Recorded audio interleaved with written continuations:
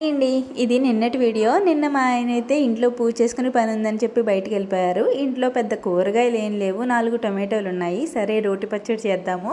రోలు కొన్నాం గానీ దాన్ని ఉపయోగించింది ఏం లేదు గదా! సరదాగా ఈరోజు చేసేద్దాం గదా అని చెప్పి ఆ 4 టమాటోలతోనే రోటి పచ్చడి అయితే చేశాను. నిజంగా రోట్లో రుబ్బడం వల్ల టేస్ట్ ఏంటో తెలీదు గానీ అదిరిపోయిందండి. వేడి వేడి అన్నంలో కలుపుకు తింటే 4 ముద్దలు చాలు. కడుపు నిండిపోయింది. తృప్తిగా తిన్నామన్న ఫీలింగ్ అయితే ఉందనమాట.